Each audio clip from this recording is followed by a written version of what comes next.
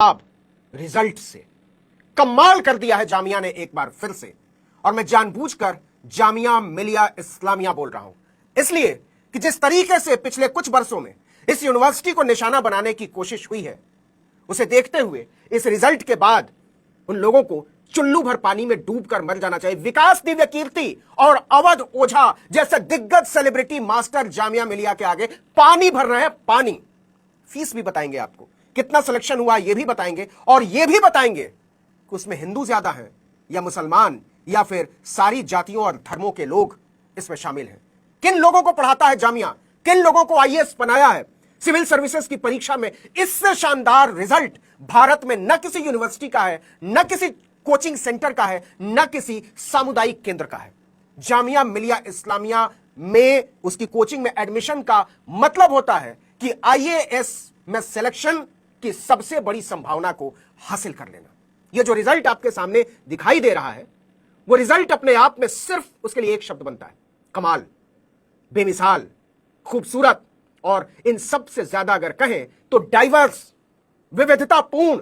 हर जाति, हर धर्म, हर भाषा, हर संप्रदाय और समुदाय के लोगों को जामिया ने समान भाव से आईएएस बनाया है।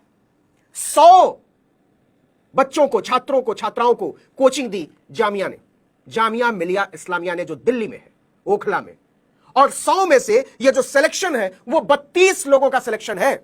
मतलब जिसको भी जामिया की कोचिंग में दाखिला मिला, उसमें से हर तीसरा आदमी सिविल सर्विसेज की परीक्षा पास कर गया। कोई आईएएस हुआ, कोई आईपीएस हुआ, कोई आईएफएस हुआ, कोई आईआरएस हुआ, कोई आईआईएस हुआ। लेकिन ये जो सीएससी जिसको कहते हैं, यूपीएससी सीएससी 2024 का जो रिजल्ट आया है, उसमें जामिया के आगे कोई टक्कर में है ही नहीं। नहीं है मतलब नहीं है।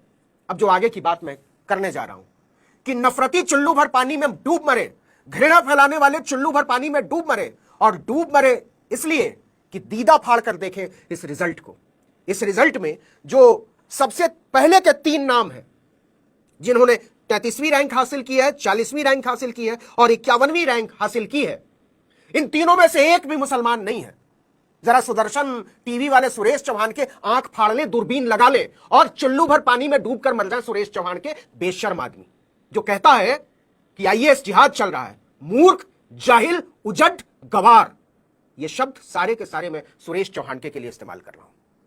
तो पहला जो नंबर है 32 लोगों की लिस्ट में, मैं अपनी टीम से कहूंगा कि जरा नाम को बड़ा कर दे यहां पर, वो अल्फ्रेड थॉमस का है। सुरेश चौहान के जी रोल नंबर में लिखा हुआ, मिला लीजिएगा।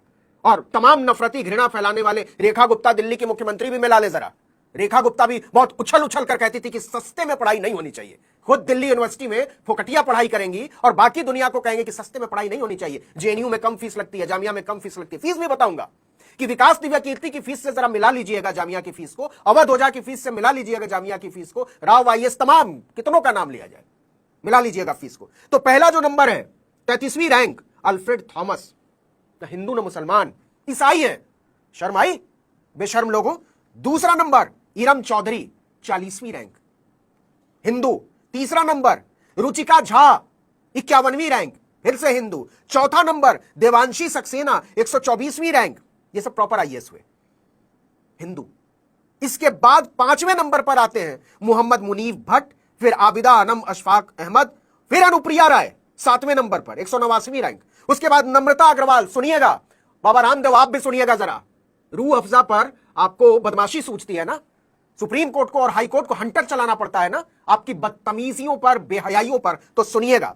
7वें नंबर पर अनुप्रिया राय, 8वें नंबर पर नम्रता अग्रवाल, 9वें नंबर पर जसकरण सिंह, 10वें नंबर पर उमेश कुमार मीणा, तब फिर 11वें नंबर पर शकील अहमद। मतलब 1 से लेकर 11 तक में, बल्कि 12वें पर धर्म सिंह मीणा, 13वें पर मोहम्मद आफ्ताब आलम।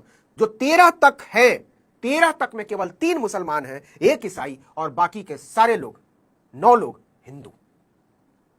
और क्या फैलाया जाता है जामिया के बारे में कि वहां आतंकवादी पलते हैं, वहां देश द्रोही पलते हैं, राष्ट्र के खिलाफ काम आता, शर्म नहीं आती। और सुनाएंगे आपको, क्योंकि यह सुनाने का मौका है, इसको हाथ से नहीं जाने दूंगा।